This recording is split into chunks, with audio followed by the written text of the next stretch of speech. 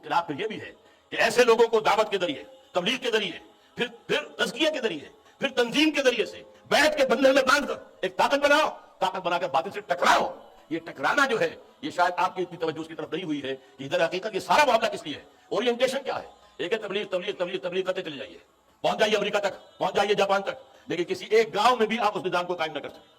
دنیا کہے کہ کون سا اسلام رہا ہے ہمارے لیے تو ہمیں پتہ نہیں بھائی کہ کتابوں میں لکھا ہے کہ دکھا سکتے ہو دنیا میں نہیں، یا یہ کہ کسی اور طریقے سے ایک یہ ہے کہ اصلاح نفس کرتے چلے جاؤ، تزکیہ کرو، لوگوں کو اندر سے مانجو رگڑو کرتے جاؤ. یہ خانقاہی نظام بھی دنیا میں رہا ہے، ایک کام ہے. لیکن محمد رسول اللہ کا کام کیا ہے؟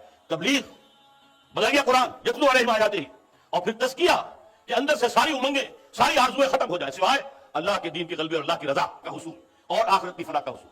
کوئی اقتدار کی طرف، کوئی شہرت کی طرف، کوئی دولت کی طرف نہ باقی رہے. اور پھر یہ ہے کہ ان لوگوں کو جوڑو، جمع کرو، طاقت بناؤ. اس لیے یہ جان لیجیے نظام کبھی وعد و نصیحت سے نہیں بدلا، کبھی نہیں بدلا.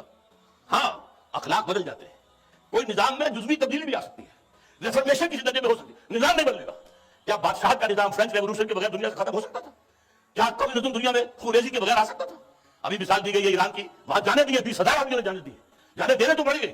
ہاں انہوں نے خود ہتھیار دے کے استعمال کیے اور ایران کی فوج کے خلاف. یہ بات بالکل مختلف ہے، جانے تو دینی پڑی ہے. نہ تعلیم و تدریس سے، نہ تبلیغ سے، نہ تزکیہ سے، محض ان سے کام نہیں ہوگا جب تک کہ یہ سارے کام اقبال نے جو ہے 2 شعر میں جمع کر دیے. واقعی میں حیران ہوتا ہوں کہ جب یہ شعر کہے وہ کس جگہ پر ہوں گے جہاں سے وہ بات کر رہے تھے. گفتند جہان ماں آیا بتویں سعادت، اے اقبال ہم نے تمہیں جس دنیا میں بھیجا ہے تمہیں پسند آئی؟ گفتم کے نبی سعادت. میں نے کہا نہیں، اچھی نہیں ہے، یا ظلم ہے. یہاں جو ہے خواجہ خونے رگے مزدور سعادت لال ناب، یہاں کا سرمایہ دار جو ہے مزدور کے رگوں کے خون سے اپنی شراب تشہیر کر کے پی رہا ہے. یہ مجھے کیسے پسند آئے دنیا؟ اور جفائے دے خدایاں کس نے دہقانہ خراب، اور یہ زمینداروں جاگیرداروں کے ظلم و جور سے دہقان کی جو ہے کھیتی ویران ہو گئی. اس لیے مجھے انقلاب انقلاب ہے انقلاب. تو کہا کہ مجھے پسند نہیں آیا. فرمایا گفتند کے برہمزن توڑ دو، پھر ختم کر دو. آپ کیسے ختم کر دیں؟ بانشہ درویشی درساد و دمادم زن. یہ درویشی ہے، دعوت دینی ہے، کسی کو کسی راستے پہ بلانا ہے، اس پر دوست تو نہیں جما سکتے. بات کہو گے تو نصیحت دل سے نکلی بات ہوگی، اس کی خیر خواہی کی بنیاد پر ہوگی. وہ بات کہو گے وہ گالی دے جائے گا، چپ رہو گے. بدھ مت کے بھکشو بننا پڑتا ہے. 12 برس مکے کے اندر کیا تھا کہ چاہے تمہارے ٹکڑے اڑا دیے جائیں تم ہاتھ نہیں اٹھا سکتے. چاہے جہنم میں انگاروں پر لٹا دیا گیا خباب بن الارض کو، انہیں اجازت نہیں تھی. ورنہ ایک آدمی سمجھے کہ مجھے تو زندہ بھون رہے ہیں، کباب بنانے لگے ہیں، اگر اجازت ہو تو 2-4 کو مار کر تو بڑھتا نہیں انسان. ایسے تو نہیں بڑھتا، لیکن نہیں تھی، اجازت نہیں تھی. پیسو ریزسٹنس اسمرو یا علی یاسر فإن موعدکم الجنہ. بدترین ٹارچر کر رہا ہے ابو جہل حضرت سمیہ کو اور حضرت یاسر کو رضی اللہ تعالیٰ عنہ. لیکن حضور پاس سے گزرتے ہوئے کیا کہتے ہیں؟ اسمرو یا علی یاسر فإن موعدکم الجنہ. اے یاسر کے گھر والوں صبر کرو. یہ سارا دور صبر کا تھا، یہ درویشی کا تھا. بانگشہ درویشی در ساز و دمادم زن، جو پختہ شری خودرا پر سلطنت جم زن.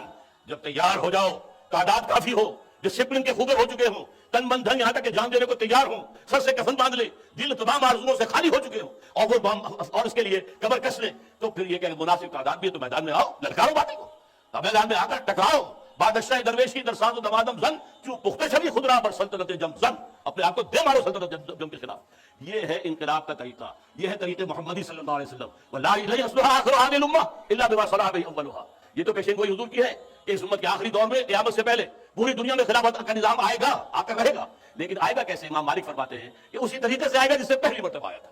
یہ میں نے بات کی ہے میکرو شریعت کی، دین کو نافذ کرنے کی. آسان کام نہیں ہے. آپ معلوم ہے جاگیرداری یہاں ختم ہو سکتی ہے اس انقلاب کے بغیر.